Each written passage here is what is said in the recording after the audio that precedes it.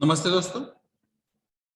अभी हमने बात की थी इंसेक्टिसाइड एक्ट 1968 के बारे में और वहां पे एक सेक्शन में कहा गया था कि इंसेक्टिसाइड एक्ट के तहत आप इंसेक्टिसाइड रूल्स बना सकते हैं और उसी हिसाब से इंसेक्टिसाइड एक्ट 1968 के रेफरेंस से यहाँ पे इंसेक्टिसाइड रूल 1971 बनाया गया है। तो अभी हमने पहले ही डिस्कस किया है कि इंसेक्ट्स को किल करने के लिए इंसेक्टिसाइड होता है और उसके लिए फिर स्टेट गवर्नमेंट को अलग अलग रूल्स और गाइडलाइंस यहाँ पे बनाने चाहिए। उसी हिसाब से यहाँ पे ये इंसेक्टिसाइड रूल 1971 आ चुका है।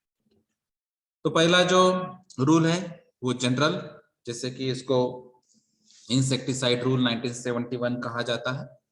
और फिर सेकंड रूल में अलग अलग डेफिनेशंस है, जैसे यहाँ पे एक्सपायरी डेट है जो आप सभी को मालूम है उसका मीनिंग क्या है। तो ये जब भी इंसेक्टिसाइड जो एक्सपायर होने वाला है उसके बाद में आपको यूज नहीं करना चाहिए तो उसको हम स्पेसिफिक डेट को एक्सपायर डेट कहते हैं। फिर है फॉर्म, तो ये फर्स्ट शेड्यूल में जो फॉर्म दिया गया है उसके ओरिएंटेड ये कंटेंट्स यहाँ पे होंगे। फिर है पेस्ट, तो ये पेस्ट में पेस्टिसाइड्स जैसे हमको वर्डिंग मालूम है, तो ये पेस्ट जो होते हैं ये पेस्ट में ही इंसेक्ट्स आते हैं, रोडेंट्स आते हैं, फंगीज आते हैं, वीड्स आते हैं और जो भी अलग अलग यहाँ पे ऐसी चीजें आ सकती है जो प्लांट और एनिमल लाइफ के लिए यूजफुल नहीं है या फिर ह्यूमन बींग्स को डायरेक्टली अफेक्ट नहीं करनी चाहिए और यूजफुल नहीं हो सकती है। ऐसे अगर कुछ चीजों को अगर आपको किल करना है, यानी कि इंसेक्ट्स को किल करना है, रोडेंट्स को किल करना है या फिर फंगस को मिनिमाइज करना है, किल करना है या फिर वीड्स को कम या किल करना है, तो वहां पे आप पेस्ट कंट्रोल जैसे मेथड जो हम डोमेस्टिक लेवल या घर पे भी हम यूज करते हैं, तो ऐसे ही पेस्ट कंट्रोल को करते हैं। तो ये पेस्ट मीन्स ये अलग अलग चीजें यहाँ पे हो सकती है। तो आपका गार्डन, आपका घर या फिर आपकी फार्मिंग जो भी रहेगा उसके आजू बाजू में ये जो भी पनपते होंगे एक्सेस क्वांटिटी में, तो उनको किल करने के लिए आप ये अलग अलग पेस्ट यूज कर सकते हैं। तो ये पेस्ट कंट्रोलिंग मेथड, पेस्टिसाइड्स या फिर केमिकल्स हम यहाँ पे यूज कर सकते हैं। इसमें प्राइमरी पैकेज होता है, जैसे कि यहाँ पे इमीडिएट पैकेज कंटेनिंग जो होती है वो उसको हम प्राइमरी पैकेजिंग कहते हैं। प्रिंसिपल, यानी कि अगर आपको ये मैन्युफैक्चरिंग प्रोसेस करनी है इंसेक्टिसाइड्स की या फिर इंपोर्ट करना है, तो जो भी पर्सन उसको कंट्रोल करेगा उसको हम प्रिंसिपल कहेंगे। फिर है रूरल एरिया, तो ये म्युनिसिपल कॉरपोरेशन के तहत ये ऑलरेडी बताया गया जाता है कि ये रूरल एरिया है और ये अर्बन एरिया है। तो जहां पर नॉर्मली मेजोरिटी केसेस में फार्मिंग होती है, विलेजेस होते हैं, तालुका प्लेसेस होते हैं, ऐसे कुछ एरियाज डिफाइन किए गए हैं, उनको रूरल एरिया कहा जाता है। फिर है सेकेंडरी पैकेज, तो यहाँ पे ये जो पैकेज है ये प्राइमरी पैकेज से अलग होगा या फिर ट्रांसपोर्टेशन की या स्पेसिफिक पर्पस के लिए पैकेजिंग होगी तो वो सेकेंडरी पैकेजिंग हो सकती है। फिर टेस्टिंग फैसिलिटीज, तो जैसे हमने एक्ट में बताया था कि यहाँ पे अलग अलग सेंट्रल इंसेक्टिसाइड लैबोरेटरीज होती है, उसमें अलग अलग फैसिलिटीज होती है जो केमिकल्स एनालिटिकल टेस्टिंग हो सकते हैं या फिर जो अलग अलग मेजरमेंट्स के लिए आपको केमिकल्स इंस्ट्रूमेंट्स या इक्विपमेंट्स यूज करने जाते हैं, तो ये सभी फैसिलिटीज को टेस्टिंग फैसिलिटी कहा जाता है। फिर कुछ ट्रांसपोर्टेशन पैकेजेस भी होंगे, जैसे कि अगर आपको ये इंसेक्टिसाइड मैन्युफैक्चर करने के बाद, पैक करने के बाद किस जगह लेके जाने हैं, तो वहां पर ट्रांसपोर्टेशन के लिए कुछ स्पेसिफिक पैकेजिंग करनी होगी, तो वो ट्रांसपोर्टेशन पैकेजिंग कही जाएगी। फिर है थर्ड रूल जो चैप्टर 2 में है, functions of the boards, registration committee and laboratory. तो ये एक्ट में ही हमने देखा था कि सेंट्रल बोर्ड क्या होता है, रजिस्ट्रेशन कमेटी क्या होती है, लैबोरेटरीज क्या होती है, उसमें अलग अलग मेंबर्स क्या होते हैं, उनके जॉब प्रोफाइल या रिस्पॉन्सिबिलिटीज क्या होती है। उसी तरह यहाँ पर रूल में भी है। तो जैसे ये फंक्शंस ऑफ द बोर्ड, तो ये बोर्ड का मेन फंक्शन क्या है, तो ये सेंट्रल गवर्नमेंट के अंडर आता है, फिर भी ये सेंट्रल गवर्नमेंट को कुछ इनपुट्स देगा कुछ एडवाइसेस बताएगा कि इंसेक्टिसाइड मैन्युफैक्चरिंग कैसे किया जाना चाहिए। अगर कुछ मेथोडोलॉजी में कुछ चेंजेस लाने हैं, कुछ बदलाव लाने हैं और प्रिकॉशनरी मेजर्स के ओरिएंटेड, स्पेशली हमको ह्यूमन बींग्स या एनिमल्स को प्रोटेक्ट करना है, उस हिसाब से अगर कुछ चेंजेस बताना है तो ऐसे कुछ एडवाइजेस ये बोर्ड मेंबर सेंट्रल गवर्नमेंट को दे सकते हैं। उसके अलावा जो स्पेसिफिक यूजेस है या क्लासिफिकेशन इंसेक्टिसाइड का, जो हमने टॉक्सिसिटी के बारे में बताया था कि टॉक्सिसिटी की जो लिमिट्स होते हैं उसके लिमिट के बेसिस पे भी ये क्लासिफिकेशन चेंज हो सकता है। यानी कि आप स्ट्रिंजेंट नॉर्म्स यहाँ पे कर सकते हैं और ये बोर्ड के ऊपर डिपेंड रहेगा और बोर्ड सेंट्रल गवर्नमेंट को बताएगा और उस हिसाब से रूल्स में भी चेंजेस हो सकते हैं। जो टॉलरेबल लिमिट्स होते हैं ये इंसेक्टिसाइड्स के या रेसिड्यूज के, जैसे हमने अभी बात की कि कुछ न्यूज में अगर आप देखेंगे तो कुछ ट्रेसेस वेजिटेबल्स में, फ्रूट्स में, रिवर बॉडीज में या फिर ड्रिंकिंग वाटर में या कुछ कोल्ड ड्रिंक्स में ऐसे कुछ प्रोडक्ट्स हैं जहां पर ये ट्रेसेस भी आते हैं। तो ये जो ट्रेसेस है इसका जो मैक्सिमम परमिसिबल लिमिट्स होता है, टॉलरेबल लिमिट्स होता है, ये भी यहाँ पे आप स्ट्रिक्ट कर सकते हैं, स्ट्रिंजेंट कर सकते हैं। ये एडवाइस भी बोर्ड यहाँ पे सेंट्रल गवर्नमेंट को दे सकता है। उसके अलावा जो शेल्फ लाइफ होती है इंसेक्टिसाइड को, तो ये स्पेसिफाई करने की रिस्पॉन्सिबिलिटी भी बोर्ड मेंबर्स की होती है। फिर कुछ सजेशंस यहाँ पे ये दे सकते हैं सेंट्रल गवर्नमेंट को, जैसे कि कलराइजेशन या फिर कलरिंग मैटर, यहाँ पे आपको कितना मिक्स करने की परमिशन होनी चाहिए या फिर कितने कॉन्सेंट्रेशन तक ये परमिशन होनी चाहिए। ये जो इंसेक्टिसाइड्स है ये मैक्सिमम टॉक्सिसिटी इसकी कितनी होनी चाहिए, इसका नेचर कैसे होना चाहिए, इसके बारे में भी बहुत सारे सजेशंस ये यहाँ पे सेंट्रल गवर्नमेंट को दे सकते हैं। अगर यहाँ पे कुछ अलग से फंक्शनिंग आपको करनी है या फिर कुछ सप्लीमेंट्री प्रोविजंस या कुछ सिस्टमैटिक प्रोविजंस आपको ऐड करनी है तो एज ए सप्लीमेंट यहाँ पे ये एडिशन करना चाहिए। ये भी सजेशन यहाँ पे ये बोर्ड्स सेंट्रल गवर्नमेंट को दे सकता है। अगर इन केस कोई इंसिडेंट होता है, एक्सीडेंट होता है, मेजर केसेस होती है, फैटलिटीज होती है, तो उसके रेफरेंस थ्रू भी आप यहाँ पे रूल्स में कुछ चेंजेस कर सकते हैं। तो जहां पर भी ये अच्छे सुझाव यहाँ पे आएंगे तो उसको वैलिडेट करके, वेरीफाई करके यहाँ पे रूल्स में भी चेंजेस हो सकते हैं। फोर्थ रूल है फंक्शंस के बारे में, जो स्पेसिफिक रजिस्ट्रेशन कमेटी ओरिएंटेड है। तो इसके पहले जो थर्ड रूल था वो बोर्ड जो है सेंट्रल बोर्ड, वो सेंट्रल बोर्ड के फंक्शंस के रिस्पॉन्सिबिलिटीज के बारे में हमने बात की।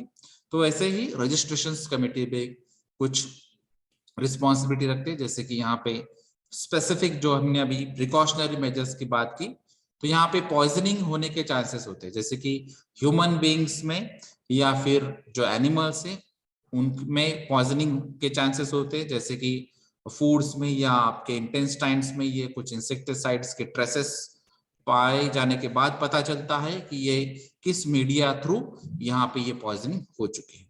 तो अगर ऐसी पॉइजनिंग अवॉइड करनी है तो यहाँ पे कुछ प्रिकॉशनरी मेजर्स लेने चाहिए, कुछ प्रोसीजर्स फॉलो करनी चाहिए, उसके लिए भी कुछ स्पेसिफिकेशन या रजिस्ट्रेशन कमेटी दे सकती है बोर्ड्स को भी और गवर्नमेंट को भी। अगर ये एक्सीडेंट के जो हमने केसेस बताए, जैसे अभी हमने बात की थी कि नासिक, नियर बाय नासिक के एरिया में, विलेज एरिया में जहाँ पे फार्मिंग होती है, वहां पर भी ये कुछ इंसेक्टिसाइड या पेस्टिसाइड्स यूज होते हैं और जो प्रोसीजर अगर ठीक तरह से फॉलो नहीं की गई तो कॉन्सेंट्रेशन हायर लेवल पे चला जाता है और जो भी परमिसिबल लिमिट्स होंगी अगर उससे ज्यादा कॉन्सेंट्रेशन होता है तो यहाँ पे फैटिलिटी भी होने के चांसेस होते हैं और ऐसे ऑलरेडी इंसिडेंट हो चुके हैं। तो ये रेफरेंस से भी आप कुछ इंस्पेक्शन, कुछ एनालिसिस करके भी रजिस्ट्रेशन कमेटी बोर्ड्स को और गवर्नमेंट को ये कुछ अच्छे इनपुट्स दे सकती है कि जिसकी वजह से स्ट्रिंजेंट नॉर्म्स आ जाए और पॉइजनिंग केसेस या फिर जो एडवर्स इफेक्ट है ह्यूमन बीइंग्स, एनिमल्स, प्लांट्स या water bodies indirectly overall environment पे ना हो। फिर है fifth rule, functions of laboratory. तो सेंट्रल गवर्नमेंट के अंडर जो सेंट्रल इंसेक्टिसाइड लैबोरेटरीज है उनके स्पेसिफिक फंक्शनिंग क्या होनी चाहिए। तो ऑब्वियसली जहां पर वो ऑफिसर्स होंगे, जो अथॉरिटीज होंगी, वो ऑफिसर्स और अथॉरिटी को ये जो भी सैंपल्स यहाँ पे आएंगे इंसेक्टिसाइड्स के ओरिएंटेड, उनका एनालिसिस करना जरूरी होगा। तो ये सैंपल्स एनालिसिस करने के लिए जो भी उनको गाइडलाइंस दी जाती है या फिर जो स्टैंडर्ड मेथड दी जाती है या फिर IS कोड्स भी यहाँ पे हो सकते हैं। तो ये सभी चीजें, उसके अलावा जो भी आप मटेरियल यूज करने वाले हैं, इंस्ट्रूमेंट यूज करने वाले हैं, इक्विपमेंट्स यूज करने वाले हैं, उनका कैलिब्रेशन, उनके जो स्टैंडर्ड्स है उसको भी फॉलो करना चाहिए। उसके अलावा फिर इसका ओवरऑल इन्वेस्टिगेशन करना चाहिए कि ये जो हम मेथड्स अडॉप्ट कर रहे हैं, सैम्पलिंग प्रोसेस एनालिसिस कर रहे हैं या फिर एनालिसिस मेथड अडॉप्ट कर रहे हैं, ये ठीक तरह से चल रहा है कि नहीं। फिर इसकी जो एफिकेसी या एफिशिएंसी, टॉक्सिसिटी जो इंसेक्टिसाइड्स की है उसको भी डिटरमाइन करना चाहिए कि ये इंसेक्टिसाइड इतने कॉन्सेंट्रेशन में, यही केमिकल्स का अगर ये डोज में दिया जाता है इस पर्टिकुलर एनवायरनमेंट में, ये टेम्परेचर कंडीशंस को, तो यहाँ पे इसका इफेक्टिवनेस कितना होगा और फिर उसकी टॉक्सिसिटी मैक्सिमम कितनी परमिट करनी चाहिए। फिर इसके अलावा जो सेंट्रल गवर्नमेंट या स्टेट गवर्नमेंट के जो भी फंक्शनिंग आते हैं तो उसमें भी ये लैबोरेटरी से कनेक्टेड होते हैं। तो लैबोरेटरीज के अगर कुछ रिजल्ट्स या ओवरऑल रिपोर्ट, एनुअल रिपोर्ट, ये भी स्टेट गवर्नमेंट और इनडायरेक्टली सेंट्रल गवर्नमेंट को दिए जाते हैं। तो ये अलग अलग फंक्शनिंग है लैबोरेटरी के अंदर। फिर चैप्टर 3 आता है रजिस्ट्रेशन ऑफ इंसेक्टिसाइड्स। तो जैसे ही हमने कहा है कि इंसेक्टिसाइड को मैन्युफैक्चर करने के लिए, स्टोरेज करने के लिए या फिर पैकिंग करने के लिए, ट्रांसपोर्ट करने के लिए, इंपोर्ट एक्सपोर्ट करने के लिए रजिस्ट्रेशन प्रोसेस होती है, लाइसेंसिंग प्रोसेस होती है। तो यहाँ पर ये चैप्टर 3 में दी गई। तो ये रजिस्ट्रेशन का एग्जैक्टली आपको किस हिसाब से रजिस्ट्रेशन करना है, तो यहाँ पे मैनर ऑफ रजिस्ट्रेशन दिया है रूल नंबर 6 में, और रजिस्ट्रेशन की प्रोसीजर यहाँ पे डिटेल में बताई है। फिर अगर आपको रजिस्ट्रेशन जो भी आपने किया होगा और बाद में फिर आपका रजिस्ट्रेशन सर्टिफिकेट जो मिल जाता है, जहां पर कंडीशंस दिए जाते हैं, आपको वैलिडिटी दी जाती है और फिर आपको रिन्यूअल कब करना है उसके बारे में भी जानकारी दी जाती है। तो अगर इनकेस वही सर्टिफिकेट की कॉपी अगर आपकी लॉस हो जाती है, डैमेज हो जाती है, तो उसकी डुप्लीकेट कॉपी भी आपको मिल सकती है। फिर रूल नंबर 7 जो है वो अपील के लिए है, यानी कि अगर रजिस्ट्रेशन कमिटीज ने अगर कोई डिसीजन दिया है कि आपको ये रजिस्ट्रेशन आपका कैंसिल हो गया या फिर सस्पेंड किया या फिर रिजेक्ट कर लिया, तो वो किस वजह से किया है, वो जो भी वजह होगी, जो रीजंस होंगे, अगर वो आपको लगता है कि ये गलत है, तो वहां पे आप अपील भी कर सकते हैं और फिर उसके हिसाब से भी अलग अलग डिसीजंस आ सकते हैं।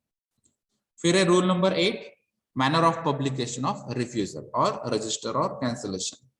जैसे अभी हमने बात की कि रजिस्ट्रेशन के अंदर आपकी केस यहाँ पे रिजेक्ट हो सकती है या फिर आपको रजिस्ट्रेशन मिल जाएगा, या फिर जो भी ऑलरेडी रजिस्ट्रेशन है आपने रिन्यूअल के लिए अप्लाई किया हो, या फिर किस इंस्पेक्शन ऑब्जर्वेशन के थ्रू अगर किस रजिस्ट्रेशन कमेटी मेंबर ने या बोर्ड ने आपको बताया है कि इसको अभी कैंसिल करना होगा, तो ये कैंसिलेशन भी हो सकता है।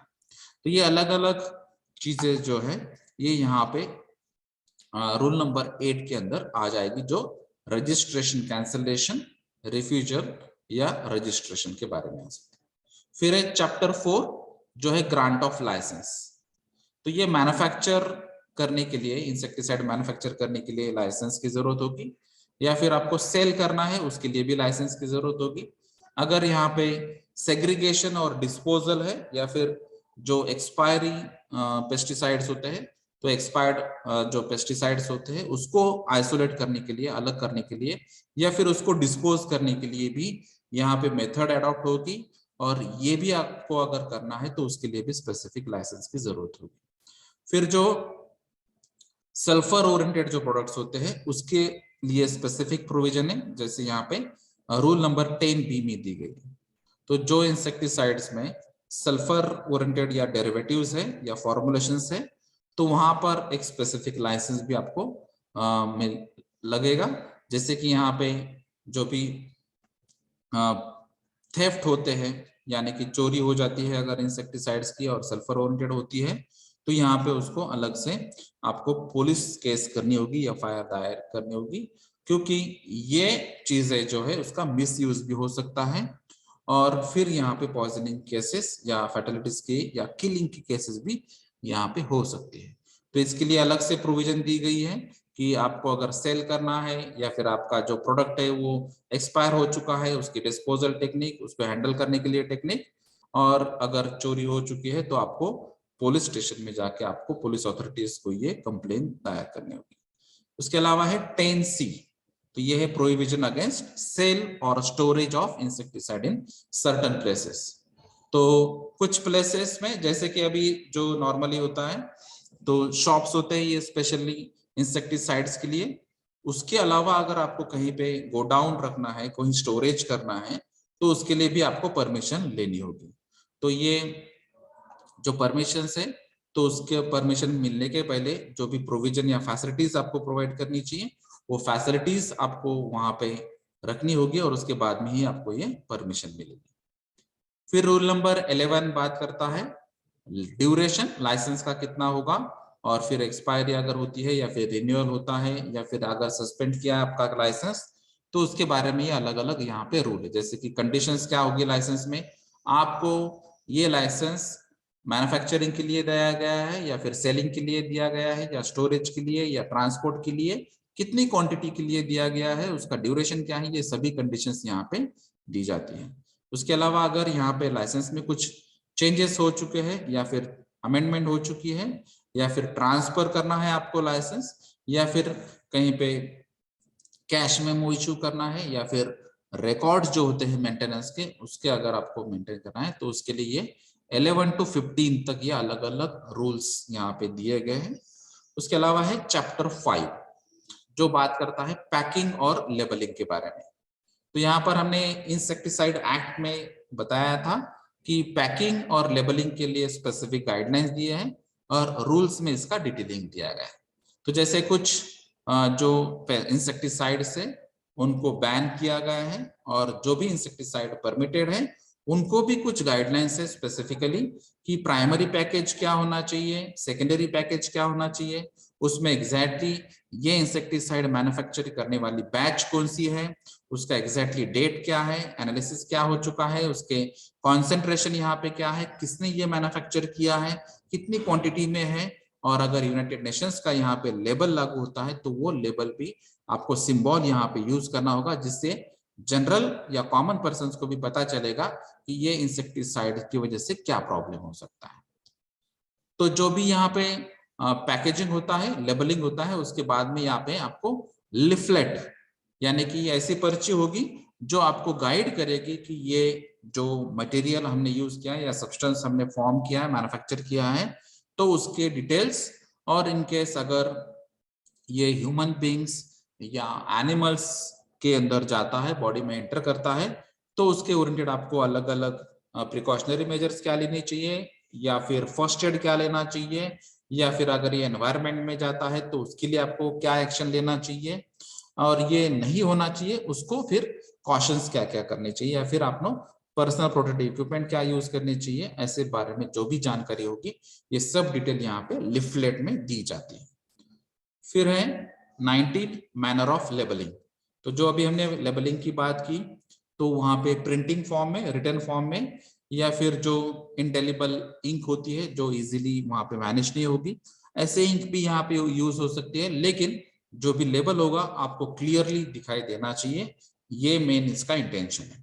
तो इसमें मेनली क्या होता है कि नेम ऑफ द मैन्युफैक्चरर यहाँ पे लिखा होना चाहिए, तो जो भी पर्सन यहाँ पे मैन्युफैक्चरिंग करता है उसकी डिटेल्स, जो इंसेक्टिसाइड है उसका यहाँ पे ट्रेडमार्क या ब्रांच नेम या उसका स्पेसिफिक केमिकल नेम, फिर उसका जो रजिस्ट्रेशन नंबर होगा इंसेक्टिसाइड्स का वो नंबर, फिर है जो इंग्रेडिएंट्स होते हैं, जैसे कि हमने बताया कि ये पर्टिकुलर इंसेक्टिसाइड में अलग अलग केमिकल्स अलग अलग कॉन्सेंट्रेशन में हो सकते हैं, तो ये सब परसेंटेज फॉर्म में कॉन्सेंट्रेशन आपको यहाँ पे लिखने हैं। तो इसके लिए आपको ISO या फिर IS स्टैंडर्ड जो है, ये IS स्टैंडर्ड के गाइडलाइंस फॉलो करने हैं, उस हिसाब से यहाँ पे लिखना है। फिर जो टोटल इसकी क्वांटिटी कितनी, यानी कि वॉल्यूम, अगर लिक्विड होता है तो ये ml में या लीटर्स में लिखा जाएगा, तो ये नेट कंटेंट यहाँ पे लिखे जाएंगे। फिर उसका बैच नंबर, फिर उसका एक्सपायरी डेट, और फिर उसके बाद में उसका एंटीडोट स्टेटमेंट, यानी कि अगर इन केस ये इंसेक्टिसाइड गलती से एनिमल्स में या ह्यूमन बींग्स में बॉडी में एंट्री करता है, तो उस हिसाब से उसको एंटीडोट कौन सा देना चाहिए, इसके भी गाइडलाइंस यहाँ पे दिए रहते हैं। यानी कि गलती से अगर आपने ये पी लिया, खा लिया, या गलती से कहीं से रिवर से या वेजिटेबल फ्रूट से आपने ये बॉडी के अंदर गया, तो फिर ये एनालिसिस करने के पहले आपको अगर ये पता है कि इंसेक्टिसाइड कौन सा इंजेस्ट हुआ है, तो वो डॉक्टर्स को थोड़ा सा सिंपल हो जाएगा कि इसको एंटीडोट्स कौन सा देना है। और फिर ये अगर आपने सब प्रैक्टिसेस फॉलो नहीं की तो ये मैन्युफैक्चरिंग प्रोसेस या कंटेनर रिजेक्ट भी हो सकता है। तो इसके अलावा यहाँ पे आपको देना है अपर पोर्शन में स्क्वायर फॉर्म में कैटेगरी 1। तो ये कैटेगरी 1 क्या होगा? Extremely toxic. और ये अगर एक्सट्रीमली टॉक्सिक सब्सटेंस है, कैटेगरी 1 वाला सब्सटेंस है, तो यहाँ पे ये सिंबल दिया जाएगा स्कल और क्रॉस बोन्स, और वहां पे लिखा जाएगा पॉइजन। तो ये रेड में लिखा जाता है, उसका सिंबल क्रॉस बोन्स और स्केलेटन। इसकी वजह से यहाँ पे पता चलता है कि ये एक्सट्रीमली टॉक्सिक पॉइजनस केमिकल है। और यहाँ पे क्लियर गाइडलाइन दी जाती है कि keep out of the reach of childrens का एज और वेट कम हो जाता है, इसलिए उन पे ज्यादा इफेक्टिव हो जाता है, इसीलिए यहाँ पे ये पर्टिकुलर गाइडलाइन दी गई है। If swallowed or if symptoms of poisoning occur, call physician immediately। ये भी आपको लाइन यहाँ पे कंपलसरी लिखना जरूरी है। उसके अलावा अगर कैटेगरी 2 होगी तो हाईली टॉक्सिक कैटेगरी है, पॉइजन ही है यहाँ पे, और यहाँ पे ये स्पेसिफिक इसके लिए गाइडलाइन होगी keep out of the reach of children. तो यहाँ पे ये एक्सट्रीमली टॉक्सिक कंडीशन नहीं है, इसलिए यहाँ पे ये जो बी गाइडलाइन थी ये यहाँ पे मैंडेटरी नहीं है। फिर कैटेगरी 3 है मॉडरेटली टॉक्सिक, डेंजर यहाँ पे आपको वर्डिंग लिखना होगा और यहाँ पे सेम गाइडलाइंस होगी। फिर कैटेगरी 4 है स्लाइटली टॉक्सिक, और यहाँ पे गाइडलाइन वर्ड होगा कॉशन। तो ये जो कैटेगरीज होती है वो टॉक्सिसिटी के ऊपर डिपेंड होगी, यानी कि LD50 LC50 जो वैल्यूज है, lethal dose concentration, lethal concentration 50% chances of fatality, उसके बेसिस से डिफाइन की जाती है। और फिर यहाँ पे ये पॉइजन या डेंजर या कॉशन जैसे गाइडेड वर्ड यहाँ पे यूज किए जाएंगे, और कुछ गाइडेड सेंटेंसेस भी यहाँ पे यूज किए जाएंगे। तो ये जो अभी हमने कैटेगरीज देखी है, तो ये कैटेगरीज यहाँ से आप फाइंड आउट कर सकते हैं। जैसे कि यहाँ पे एक्सट्रीमली टॉक्सिक केस है, तो ये एक्सट्रीमली टॉक्सिक केमिकल्स कौन से हैं? तो यहाँ पे minimum 1 to 50 lethal dose concentration होगा mg/kg में। तो ये LD50 mg/kg, इसका मतलब क्या है? 1 मिलीग्राम भी इंसेक्टिसाइड अगर ये होता है पर kg, अगर आपका वेट 50 kg है तो 50 मिलीग्राम यहाँ पे होगा। तो ये LD50 थोड़ा सा ठीक से पढ़िए, ये LD और सफिक्स 50 है। तो ये 50% चांसेस ऑफ फैटेलिटी, यानी कि आपके 50% चांसेस है डेथ होने के। तो ये ऐसा डोज है, यानी कि 1। तो 1 to 50 mg/kg के हिसाब से अगर ये डोज होगा और जिसकी वजह से डेथ के चांसेस 50% बन जाते हैं, तो ये एक्सट्रीमली टॉक्सिक केमिकल है। तो यहाँ पे ये इसी हिसाब से अगर आप देखेंगे तो ये ओरल रूट से दिया गया कॉन्सेंट्रेशन लिमिट था। अब ये डर्मा टॉक्सिसिटी है, इसका मतलब है स्किन थ्रू अगर ये जाता है आपके शरीर में तो उसका है 1 to 200 लिमिट। और ये कलर आइडेंटिफिकेशन है, जहां ये बैंड्स लेवल पे बैंड लगाया जाता है, तो ये ब्राइट रेड में लगाया जाएगा। अगर ये हाईली टॉक्सिक केस है तो ये 51 to 500 ओरल रूट के लिए, 201 to 2000 डर्मा रूट स्किन के लिए, और इसका ब्राइट येलो बैंड रहेगा। मॉडरेटली टॉक्सिक केस है तो 501 to 5000, और यहाँ पे डर्मा के लिए 2001 to 20000 ब्राइट ब्लू में रहेगा। स्लाइटली टॉक्सिक अगर केस है मोर देन 5000 mg/kg और more than 20,000 mg/kg for derma, और ये ब्राइट ग्रीन में बताया जाएगा। तो ऐसे अलग अलग जो कॉन्सेंट्रेशंस है या फिर जो टॉक्सिसिटी लिमिट्स है जो नॉर्मली mg/kg में होते हैं और लिथल डोज 50 के बेसिस पे होते हैं, उसके बेसिस पे कैटेगराइजेशन होगा। और ये कैटेगराइजेशन के बेसिस पे अलग अलग गाइडलाइंस आपको लेबलिंग के लिए, गाइड वर्डिंग्स के लिए और सेंटेंसेस के लिए फॉलो करनी होगी, और अलग अलग जो यूनाइटेड नेशंस के सिंबल्स हैं वो भी आपको यहाँ पे फॉलो करनी होगी। जैसे अगर कुछ ऐसे वर्डिंग भी यहाँ पे हो सकते हैं, जैसे कुछ इंसेक्टिसाइड्स सेफ हो सकते हैं, नॉन पॉइजनस हो सकते हैं, नॉन इंजुरियस हो सकते हैं या हार्मलेस हो सकते हैं। ठीक है, फिर है 20 रूल जो है prohibition against altering inscriptions, containers, labels और रैपर्स ऑफ इंसेक्टिसाइड्स के लिए। तो इसके लिए भी कुछ गाइडलाइंस है, कुछ प्रोहिबिशंस या बैन करने के लिए भी गाइडलाइंस है, कुछ मार्किंग करने की आपको जरूरत है ये कंटेनर्स पे, रैपर्स पे। फिर 21 जो चैप्टर 6 के अंदर आता है, insecticide analysis and insecticide inspectors के ओरिएंटेड।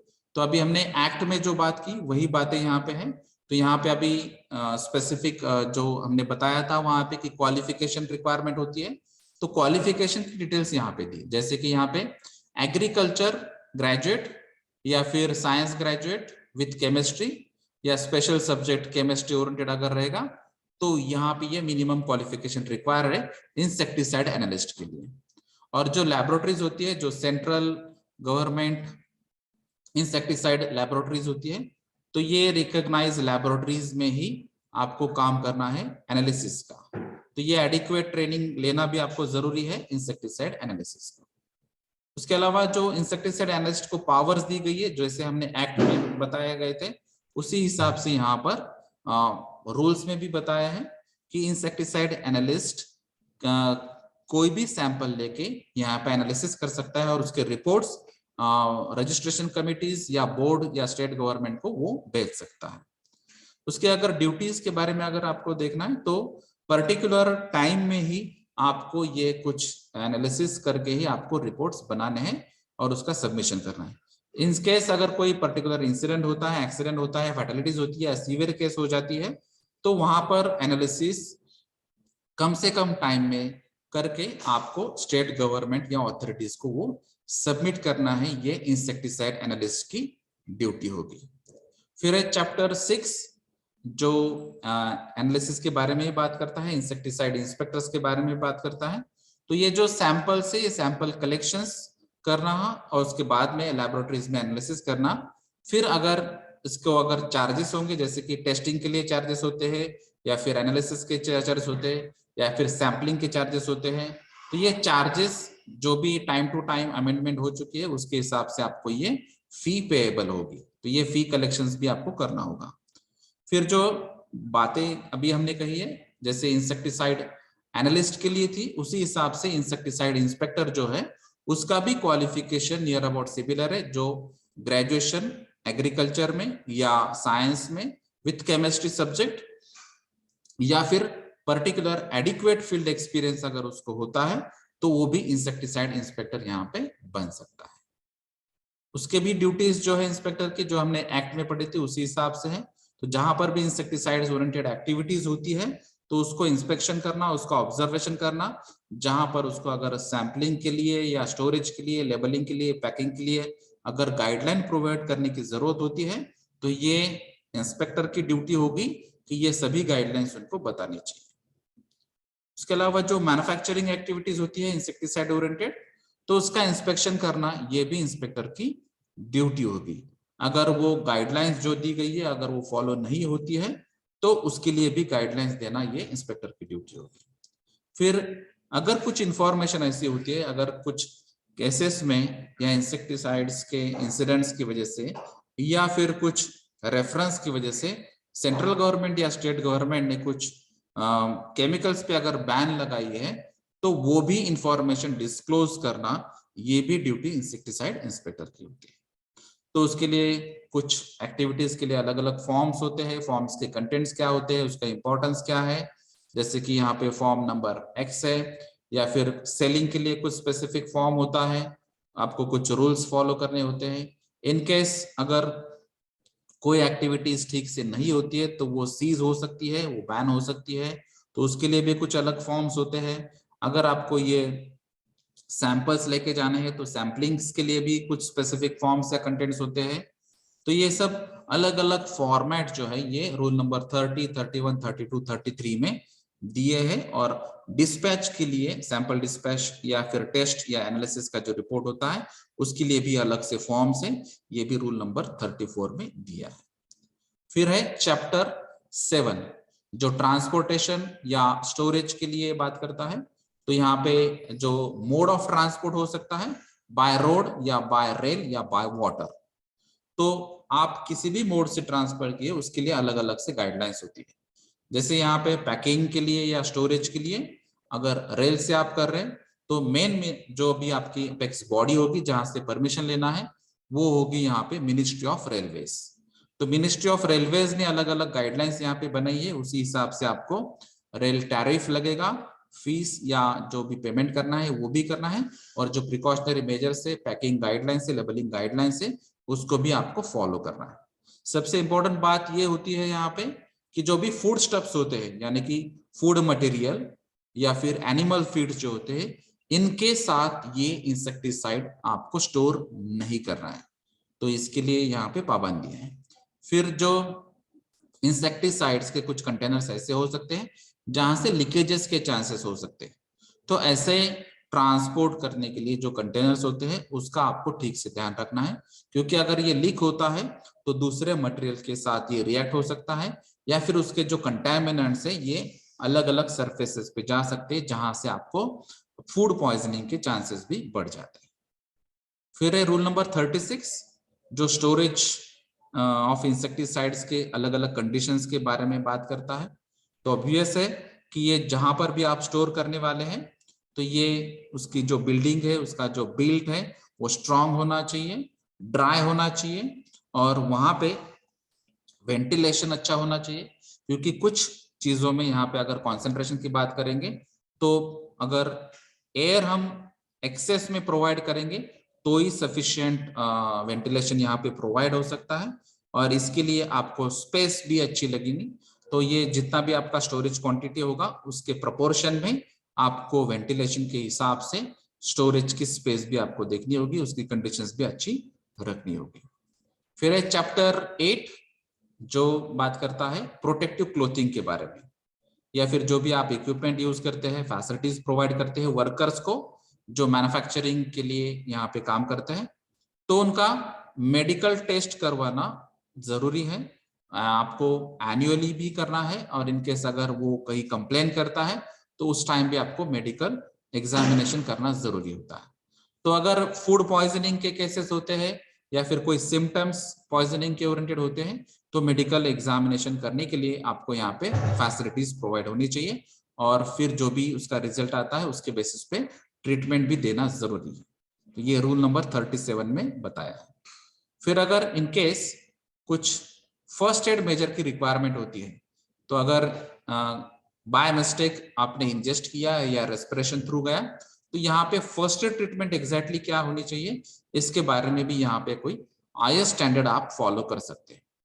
जैसे अगर पार्ट 1 फर्स्ट एड मेजर्स के हिसाब से अगर देखेंगे तो यहाँ पे IS 4015 पार्ट 1 1967 का आप फॉलो कर सकते हैं, या फिर पार्ट 2 फॉलो कर सकते हैं सिम्टम्स, डायग्नोसिस या ट्रीटमेंट्स के लिए।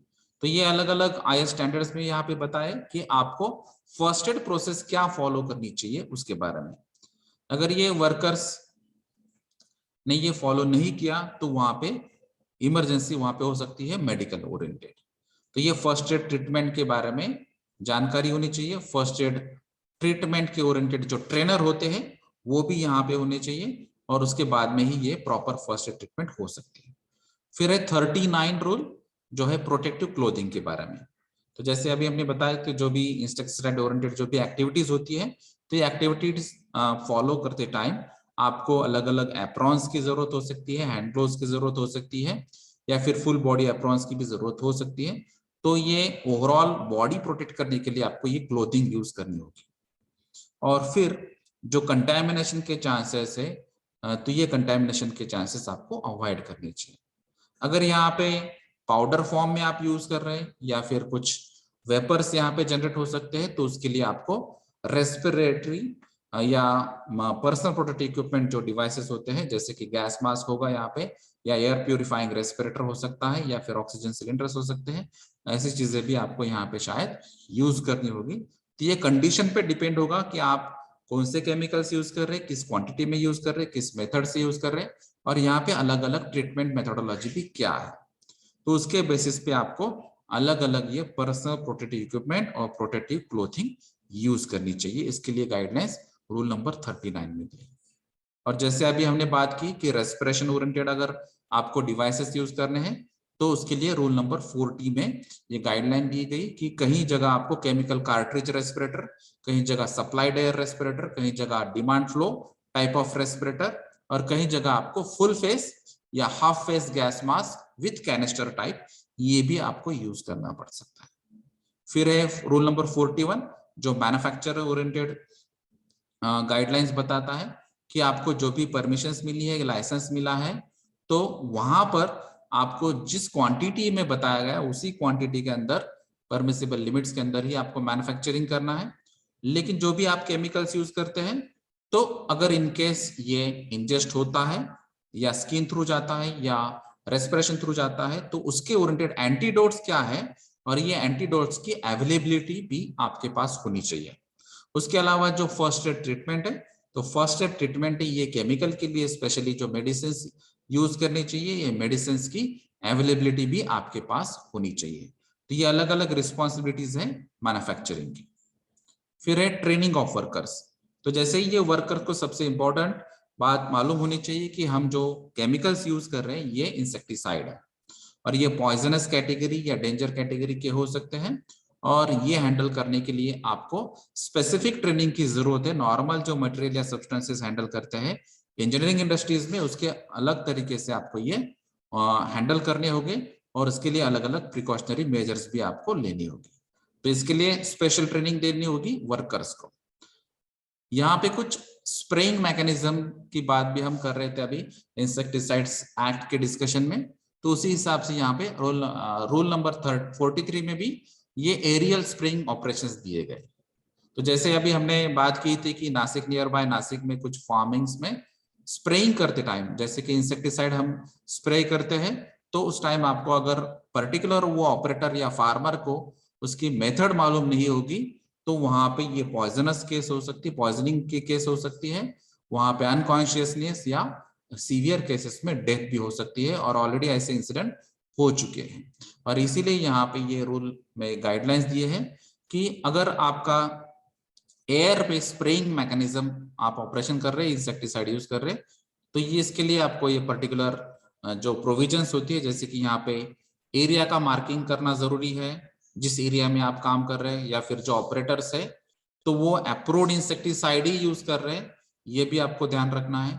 जो भी आप क्लोथ्स यूज कर रहे हैं या फिर इंस्ट्रूमेंट्स यूज कर रहे हैं, वहां से उसका डीकंटामिनेशन, यानी कि जो इंसेक्टिसाइड्स यहाँ पे कंटेमिनेट हो सकता है, कुछ पार्टिकल्स उस पे हो सकते हैं, तो उसका वॉशिंग करना जरूरी है। अगर यहाँ पे फर्स्ट एड की जरूरत होती तो फर्स्ट एड फैसिलिटीज वहां पे रखने जरूरी है जब आप ये ऑपरेशन करते होंगे। उसके अलावा जो भी पब्लिक नोट अगर आपको देना जरूरी होती है, तो ये ऑपरेशन करते टाइम अगर कोई इंसिडेंट एक्सीडेंट होता है तो नोटिफिकेशन देना भी आपको जरूरी होगा। इन केस ये पॉइजनिंग एनिमल्स में हो जाती है या ह्यूमन बींग्स में हो जाती है, तो इसके ओरिएंटेड भी आपको जानकारी लोकल अथॉरिटीज को देना जरूरी है। इसके अलावा जो कुछ ट्रेनिंग्स होती है, तो ये ट्रेनिंग देना भी यहाँ पे जरूरी होती है। तो ये स्पेशली फार्मर्स या गार्डनर्स जो नॉर्मली इंसेक्टिसाइड्स यूज करते हैं, इनके लिए ये सबसे इंपॉर्टेंट बात है। फिर है रूल नंबर 44 जो पैकेजेस हम यूज करते हैं, अगर वो एक्सपायर हो जाते हैं या इंसेक्टिसाइड एक्सपायर हो जाते हैं, तो उसका डिस्पोजल कैसे करना चाहिए, या फिर अगर आपके पास एक्सेस क्वांटिटी है और वो सेल नहीं हो चुकी है तो उसका डिस्पोजल करना है, या फिर डीकंटेमिनेशन करना है, वॉशिंग करना है, और वो जो वॉशिंग करने के बाद जो भी यहाँ पे इंस्ट्रूमेंट्स रह जाते हैं या फिर क्लोथिंग रह जाती है, तो उनका भी डिस्पोजल अगर करना होगा, तो उसके बारे में यहाँ पे जानकारी दी गई है रूल नंबर 44 में। तो ये मैन्युफैक्चरिंग की डिटेल्स क्या है, उसकी ड्यूटीज क्या है, पैकेजिंग्स पे उस पर पता चलता है कि इसका केमिकल कौन सा है, कॉन्सेंट्रेशन कितना है, कितना वॉल्यूम है, और फिर इसको डिस्पोज करने के लिए आपको प्रॉपर मेथड चूज करनी होगी, और उसके बेसिस पे आपको इसका परमिशंस भी लेने होंगे। तो ये था overall insecticide rule 1971। Thank you.